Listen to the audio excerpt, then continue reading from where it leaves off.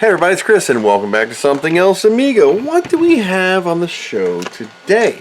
Today we have a very special 4000D that I'm going to be totally restoring. Well, not necessarily restoring this, because apparently this has already been restored.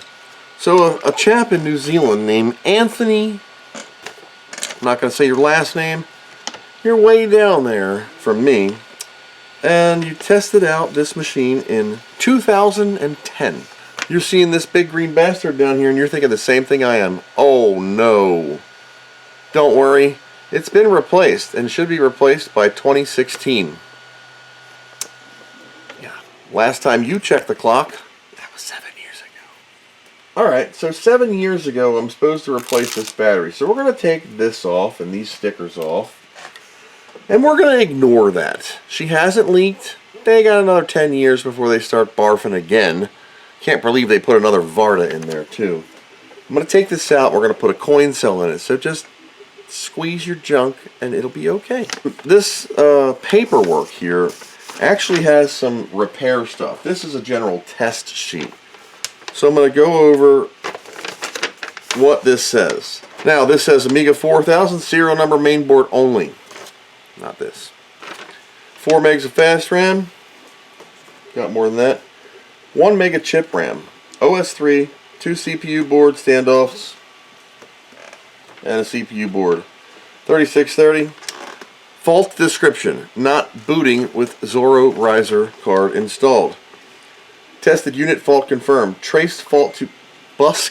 It wasn't. Mr. J. Tested unit fault confirmed. I traced the fault to a bus connection issue with U250 Bridget and U706. I replaced both parts. Tested Zorro interface OK. You replaced the Bridget and 706. The 646, that's a octobus transceiver by the way. Tri-state, what does that mean? CPU? No. Or Zorro? CPU side? Nothing. Or Zorro? I went over that in my 2000 video when I had to repair these. Let's see, that was $3. A Bridget was only $35. Wow. $22 for a Ryko clock chip. That's a little high. A Varga battery, $18. Ugh. 70 milliamp hour nickel metal hydride. Total cost 183.20 New Zealand monies. Floppy's booting. Holy crap. That was easy, but I'm not done with this and I'll tell you why. Audio, perfect. Just because it sits for a whole bunch of years doesn't mean it's not gonna. Let's see, did the battery hold this whole time? No. Let's set the date. Boof. Eject my disk, turn it on. Memory, 16 megs of fast, 2 megs of chip. I'll test it later. Floppy drive is mine. Controller ports are gonna do the CIAs. Perfect. Since perfectly FCF 80033 Agnes or Alice Lisa. Perfect. Video RGB. Perfect. Gradient. Perfect. Checkerboard. Perfect. Static. Perfect. Amiga test kit 1.20. I didn't have to touch a thing on this. A single flippin' thing. Damn. Why is this board here? This board has a complete case that needs to be restored. It's the original case for this board, and this board is going to be the farthest Amiga that I have ever shipped. This one is going all the way to the UAE, which reminds me of a stupid joke. I heard that the people of Saudi Arabia do not like the cartoon The Flintstones, but the people of Abu Dhabi do. That is so dumb. One Varga 2010 edition replaced. Nickel metal hydride. I mean, it's still brand new. It's brand new. Remember, this board was repaired and this was put in and it was never used. So it's still brand new. It's dead, but it's brand new. With that battery out, in goes a new coin holder with a diode. 2032 with a diode blocking so you don't back charge a 2032 cell. Now for the case. One board going in one case. So that is done. Your motherboard is now remated with her case. Check that out. Nice and clean. Look at that shine. This unit's hard drive was mounted this way. And it was mounted all the way towards the end, and it doesn't have a screw. The reason was they had it flipped like this to sit in here loosely. I'm not a fan of that, so I'm going to do the right thing. I'm going to take this out. This cable is going to be flipped around, meaning what?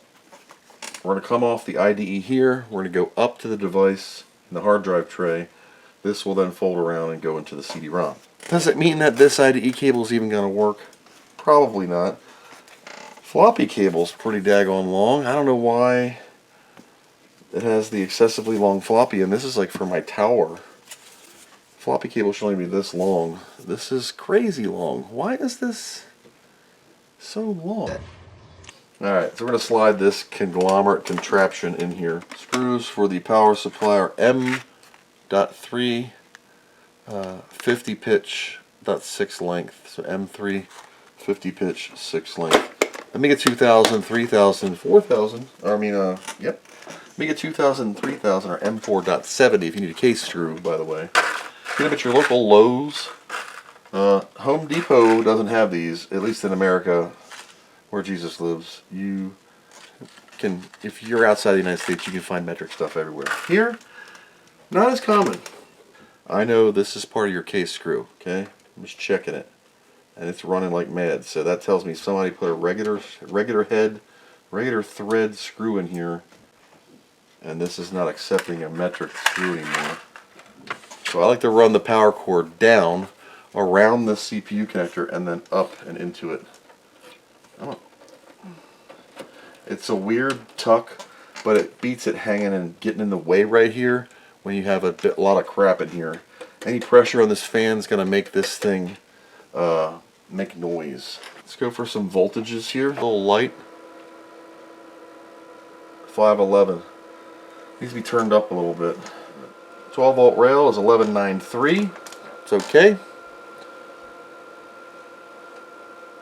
5 volt rail is 505 under load. Now that's not the hard drive load. It'll probably drop to 5.0 flat. Here's your kickstart screen. But it lives again. I don't even know if this CD-ROM works. We're about to find out. You can tell by the scratches on this power supply that it was just hanging there. Whatever drive or device was there before. How long do you think this is going to take to print? Let's find out. So if I slice this bad boy, 3 hours, 56 minutes. Got to watch near that fan. There's no cooling in here, so anything you can shove away from it or under, that's the only fan you get, is that, unless you add your own on, which I have done. There's no ventilation from the front. The only air suction in is right here and right across this top and bottom holes, which is literally nothing. A lot of people take their expansion covers out to give you more suck. It's just supposed to flow across here, through a little hole right here and here, across your CPU and out. They were only designed to last 5 years, so your crap can burn out in 5 years. No problem. For now, I'm just going to sit this way. It's going to look the way it looks. Power's off. Just going to put the guard plate back on for now with its included screws. Power hard drive, key lock. Key lock says HDD lead on it. So, somebody's either been in here and swapped this mofo out. We don't use that anyway. I never use the key lock. Did you lock your Amiga keyboard when you're away? Nope.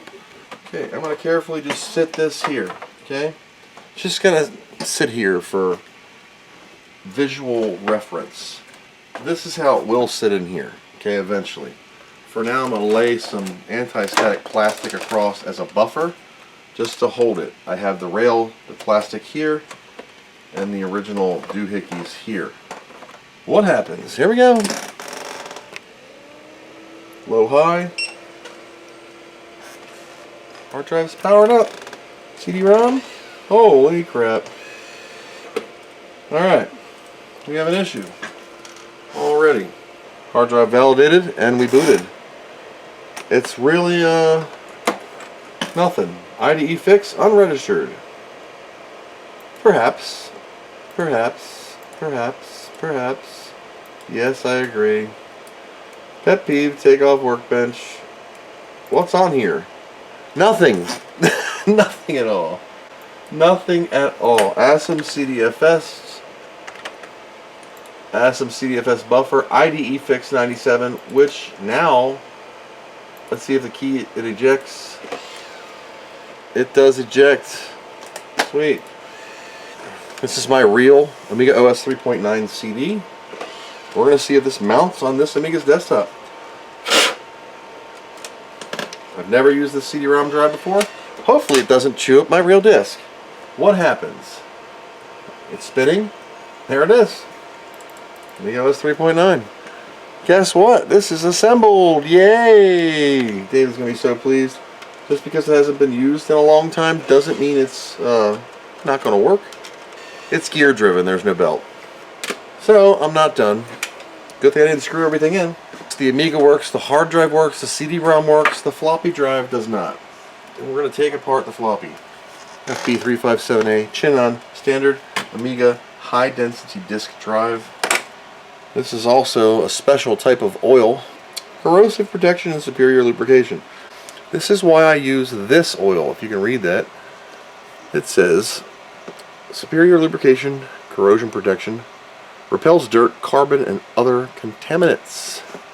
It's for those things. I got it at the old Walmart. I'm lubricating the little buttons here for disc write protect and disc insertion. I'm also going to do the same thing, high density button. So I'm going to clean this worm gear first with just brute force removal. The motor itself is frozen. When the alcohol is clean, it'll break down all the stuck goop. Now it's not dirty, but the lithium grease has turned into rocks. It is literally frozen on there. I got the head to move after soaking in alcohol. Look at that. But it's grease, it doesn't go bad. Sitting still underneath some piece of metal for 20 something years. It didn't go bad. It hardened up like a freaking rock. The alcohol does a great job at emulsifying those pebbles. You can see here maybe the rocks that I'm pulling out of here. I don't know if you're going to ever see those. But there's like pebbles in here. And that is the goop that is inside. And we'll lube the rails too. Clean the head. And then I take another clean cotton swab and I rub the alcohol I did across the head just to make sure it dries evenly, because alcohol can sometimes leave a little bit of a smudge. So the head moves. As a preventative maintenance step, I'm going to fill the bushing with a drop of this special oil, and then I'm going to rotate said bushing, see the drop of oil there, with my disgusting finger a few times. Repeat that process for the other bushing to the other side at the top here. So now I'm just going to roll my finger back and forth on this, or even use your cotton swab and just move this back and forth several times. That will allow the oil to go into the bushing, and you're going to notice it is like night and day with movement now. Super easy. Head alignment, I'm not really worried about too much yet. We're going to check the capacitors in just a brief second. I want to see if the unit works. So I'm going to reassemble a basic test. Floppy cable in the Amiga, no CD-ROM drives, nothing like that. Let it do its thing and we're going to see what we get. Alright, so I'm ready for a weird test. I took the hard drive out. I have to hold this in my hand because it has a rotating head underneath. We're just going to make sure the functions work. I have Amiga kit, or Amiga kit? Yeah, I have Amiga test kit 181. It might be 1.2. Let's just turn it on and see what happens. This should move. We'll lubricate it. I'm going to watch for that movement now.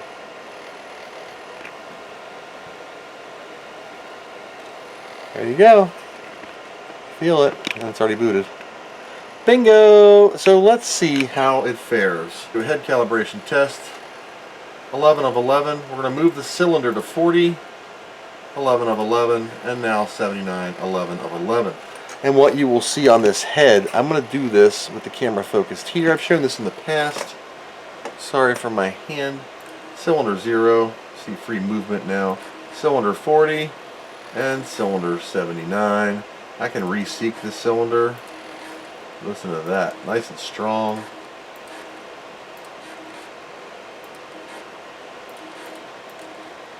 Perfect. Get some lithium grease and we're going to grease her slot. Now, when you're running lithium grease in your drive, you don't need to use the whole tube. The idea is this. You see this metal clip right here? Well, there's a cup underneath with a steel rod that rides in that gear. See that steel rod right there? That is what rides in that gear. Those two little flicker things here catch the grease and keep it in the little dude. So all I do, and this is stupid but it works, is I take some and I just stick it under here like that. Whoop. I just squish it right there.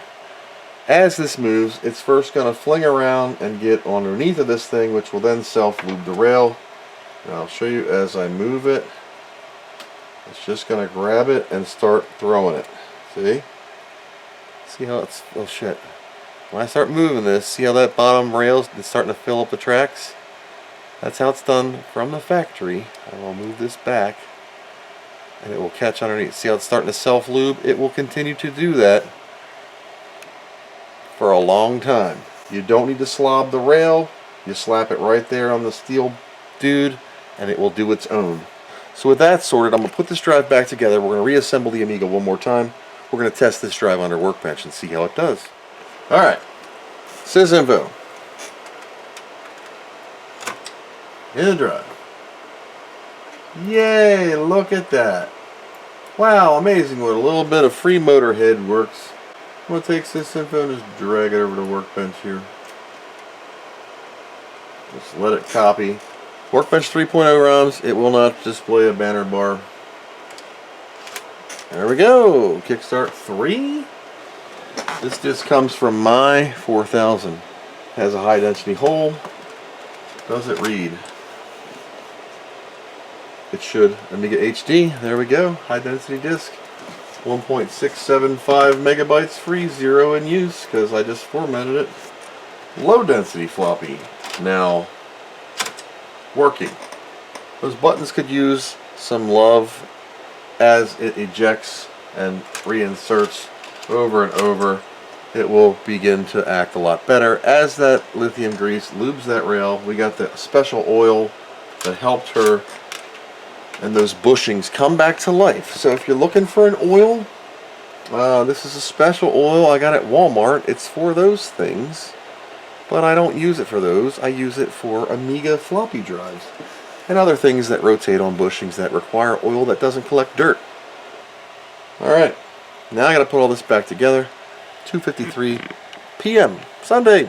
So I'm gonna take a small poultry break and I'll be back. 6:14 p.m.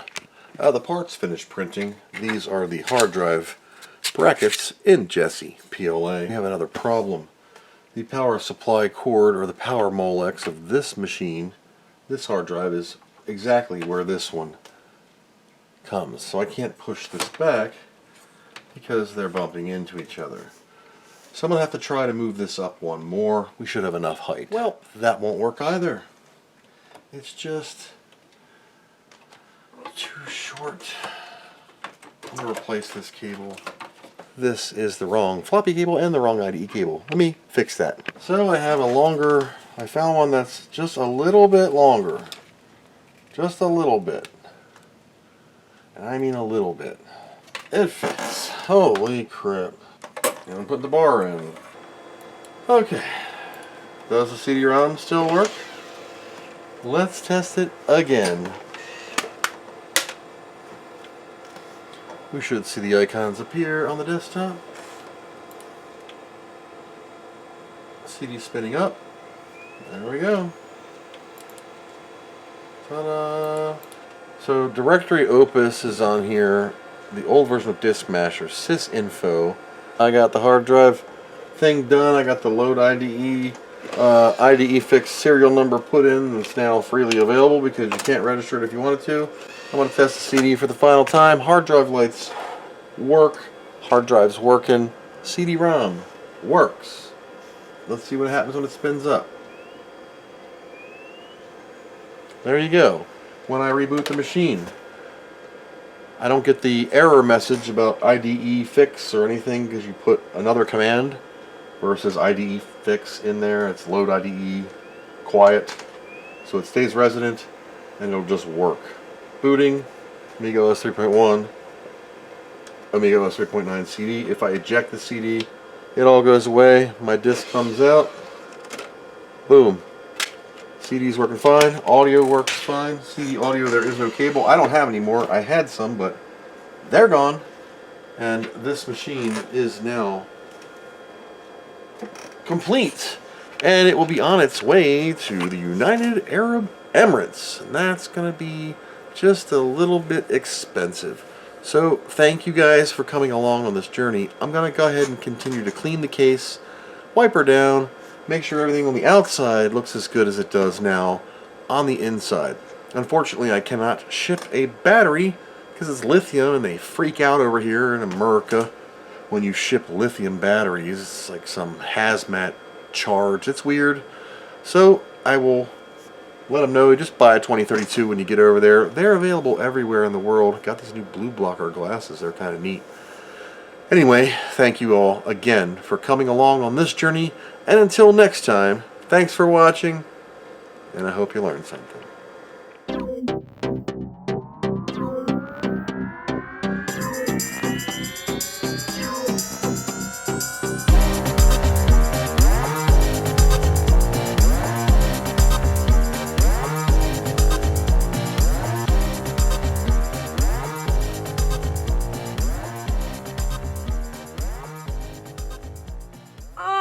What do you know from funny, you bastard?